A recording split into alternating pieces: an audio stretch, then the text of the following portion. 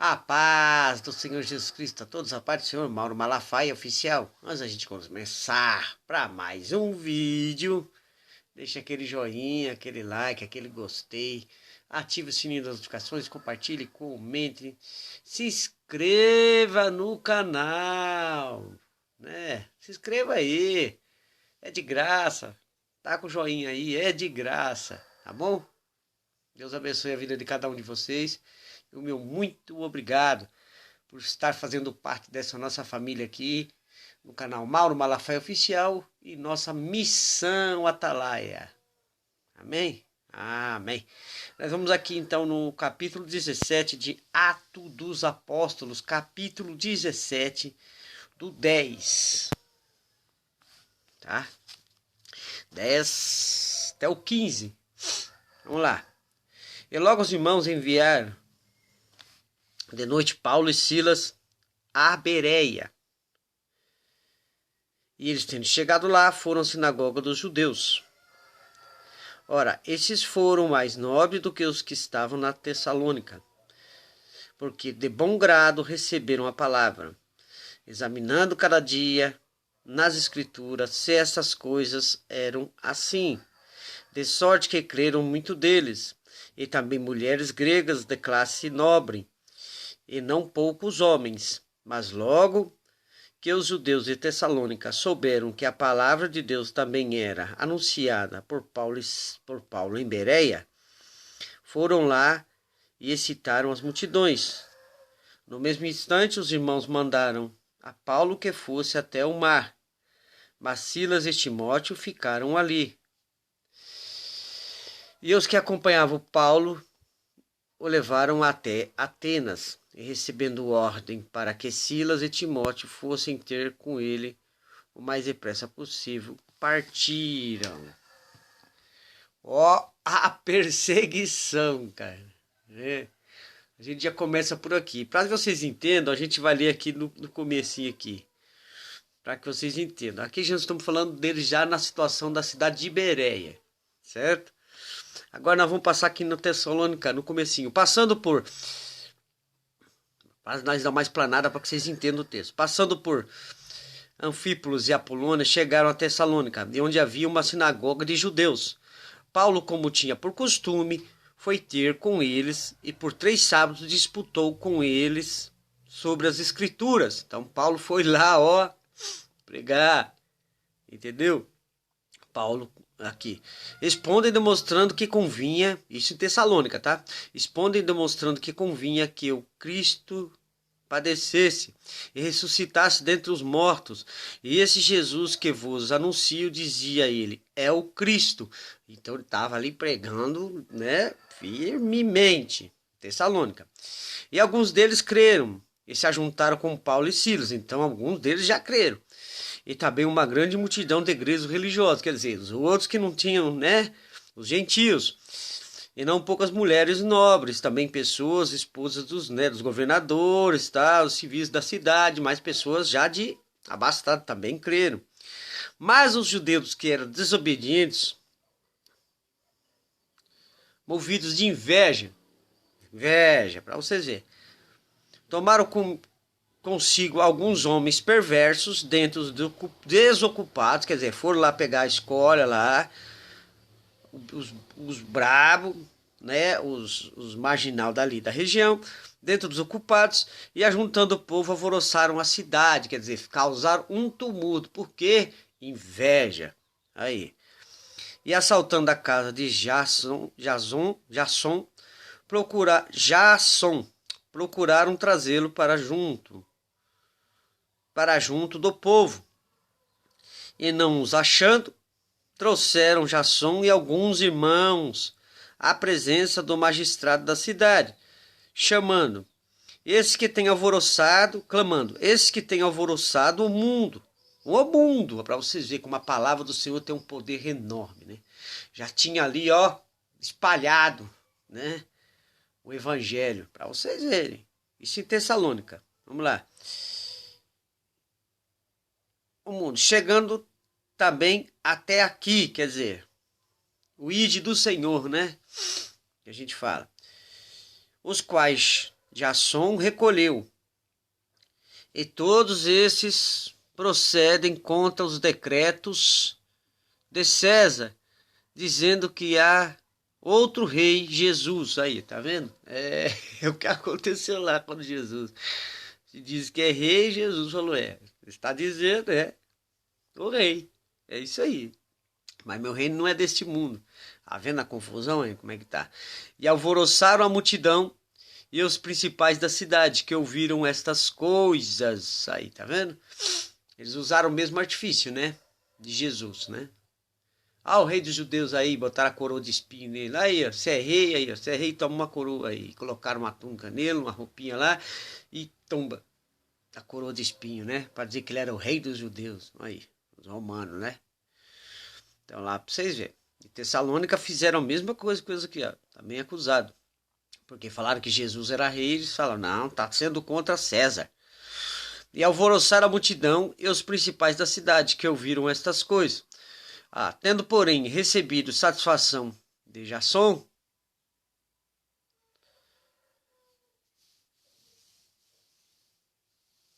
de algum jeito lá, e Jasson deu para sair de lá, né?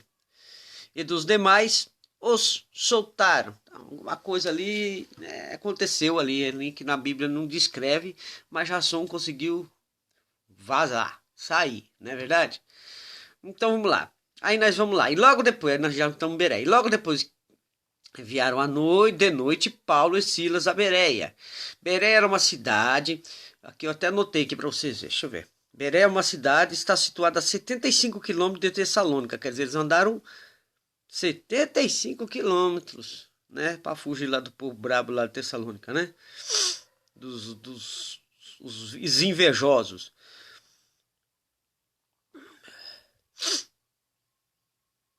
Então, partiram de noite, à noite sempre para quê, né, não causasse mais tumulto, né, para não causar mais tumulto. E eles tendo chegado lá, foram à sinagoga dos judeus. Então vamos lá pregar de novo, né? Sair de Tessalônica, vamos para Beré, vamos pregar de novo a palavra.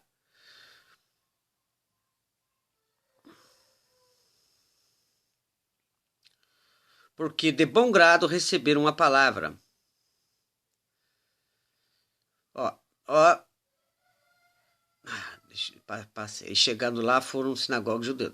Pensa. No 11, vamos lá. Ora, esses foram mais nobres do que os que estavam em Tessalônica, porque de bom grado receberam a palavra. Receberam a palavra. Quer dizer, esses já, bom grado, nós recebemos. Você vai falar de Deus? Recebemos, né? Entendeu? Aí o que eles fizeram, né? Examinando cada dia nas escrituras se estas coisas eram assim. Que disse isso? É o que nós devemos fazer hoje em dia. E nós pecamos em não fazer isso muito. Aqui nós começamos já. Por quê?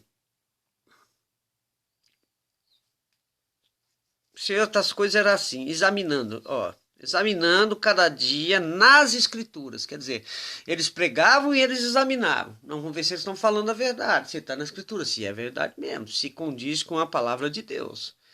Não é assim de qualquer jeito, não. É o que nós temos que fazer. E isso não é causar confusão na igreja, nem nada. Hoje em dia é um mimimi, se você falar qualquer coisa contrária, não, mas a escritura não diz isso, não diz isso aqui. Irmão, causa contenda, só está causando confusão. Não, e o povo de Beré? Que sentava, escutava e depois examinava se eles estivessem errados, com certeza ia apontar o dedo. Vocês estão errados. Vocês estão falando coisas erradas. Vocês estão falando coisas que não é bíblica. E nós, cristãos, nós, isso eu digo todos, devem sim examinar as escrituras e ver se o pregador, o pastor ou o irmão que tem a oportunidade está falando a coisa correta, está falando dentro das escrituras. Aí que nós estamos chegando no assunto, tá? Entenderam? Tem que sim, tem que ser. Por quê? Para que não fuja. Porque o que acontece hoje em dia? Muitos não questionam, escutam aquele monte de heresia que às vezes é pregado no púlpito.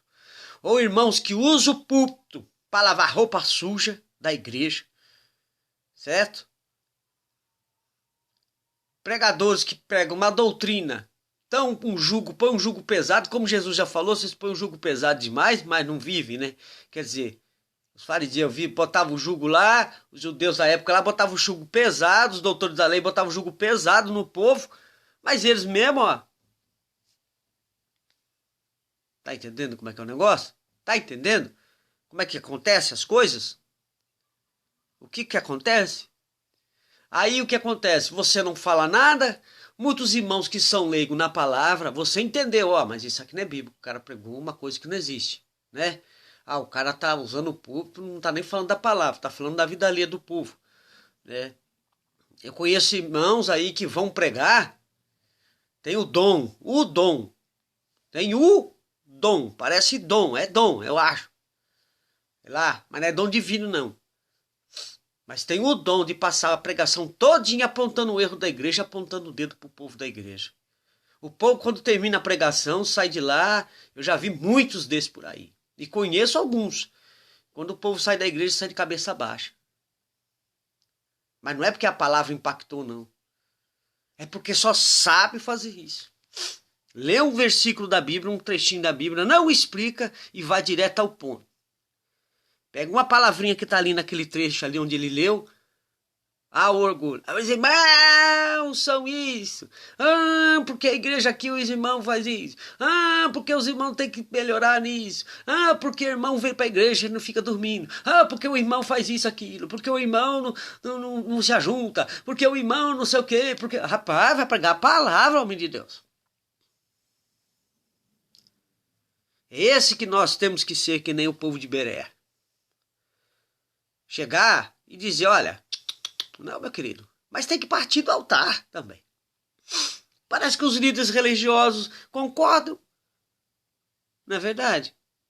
Concordam. Às vezes a igreja já está caída, a igreja já está lá, toda deslacerada, fraca na fé, quebrada. Ainda vem um dos irmãos, às vezes da própria igreja, ou de fora, mas às vezes da própria igreja, ou até próprio pastor, o líder religioso, e acaba de pisar no resto do povo. Tem que ter sabedoria, gente. Tem que ter bom discernimento. Se o povo ali está fraco na fé, você tem que pregar uma palavra que vai edificar, que vai levantar um ânimo do povo, para o povo poder caminhar. Falar, ó, eu vim para cá desanimado, mas estou saindo daqui edificado. Tem culto de doutrina para isso. Pelo menos no Belém, aqui tem, na Assembleia de Deus do Belém, tem culto de doutrina. Então use esse culto de doutrina para demonstrar o povo, para exortar o povo, para conduzir o rebanho firme ali, com ordem, decência. Você está me entendendo? E todas as outras restos coisas que passam disso é procedência maligna. Não vejo de outra forma. E imagina se esse povo que prega hoje fosse pregar diante desse povo de Bereia. O povo ia olhar e falar, rapaz, mete o chicote mesmo. Pode prender, pode bater. Sério. Porque eles ficavam fielmente aqui, ó, a palavra está examinando cada dia. Eles passavam dias após dias, examinando nas escrituras se essas coisas eram assim. Quer dizer, se eram verdadeiras, se era isso mesmo. Para vocês verem. De sorte, aí vamos para o 12. De sorte que creram muito deles, para a gente ir logo aqui. E também mulheres gregas de classe nobre e não poucos homens, igual Tessalônica aqui também, Bereia. Pessoas nobres, né? E os gentios. Mas logo os judeus da Tessalônica souberam. Aí foram sair de uma cidade, souberam.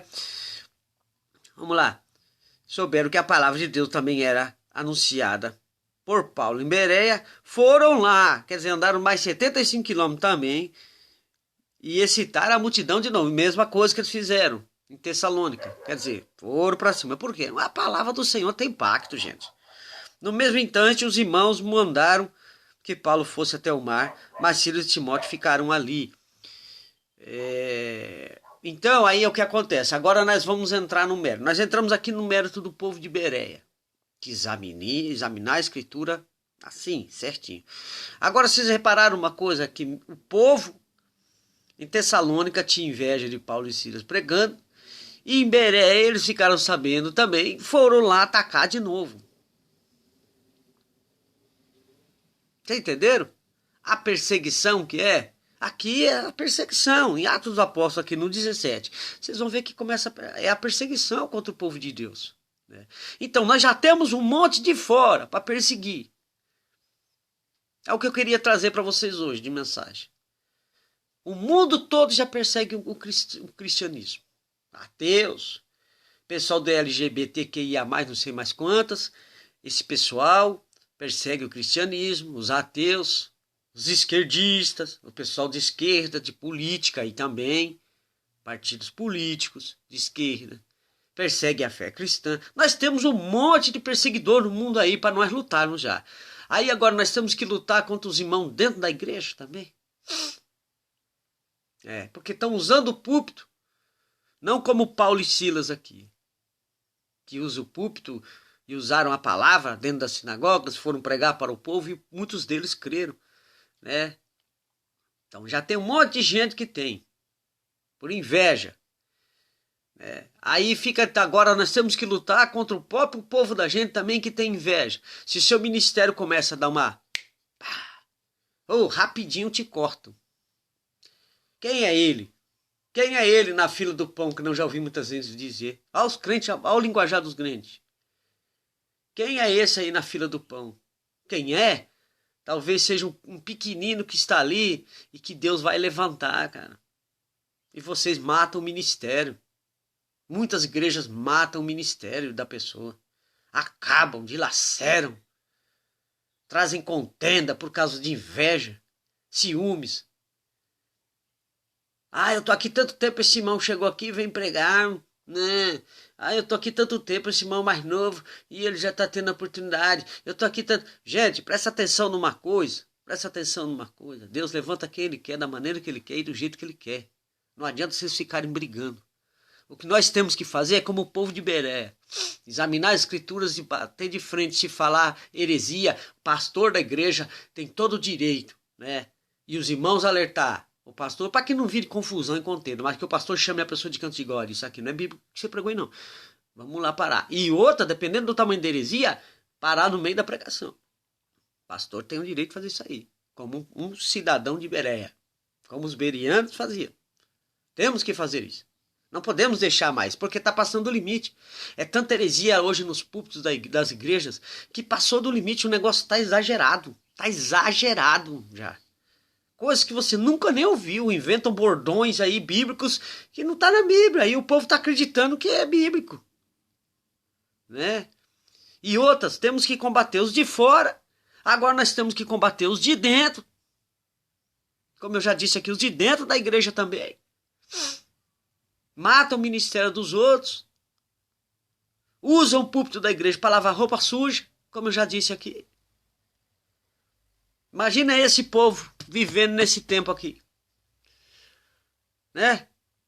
Em Tessalônica e lá em Bereia. Imagina um povo bereano questionando esses pregadores de hoje em dia. Na segunda, terceira frase, os caras falam... Não precisa nem examinar a escritura, você já falou heresia. Devemos nos preparar para pregar a palavra do Senhor. Irmão, eu não tenho... Não, irmão, você prega assim. Desde que você pegue um texto, faça, né, uma boa exegese, leia ele, compreenda ele, vê se isso é, o que está dizendo é verdade, ou como que é a verdade desse texto mesmo, e vá lá e pregue. Entendeu? Fale do amor, fale simplesmente, não precisa de nada, eloquência nem nada não, tá? É só pregar o que está na escritura. Pronto. Tá abençoado. Deus abençoe a vida de cada um de vocês e fiquem firmes, a paz do Senhor Jesus Cristo a todos.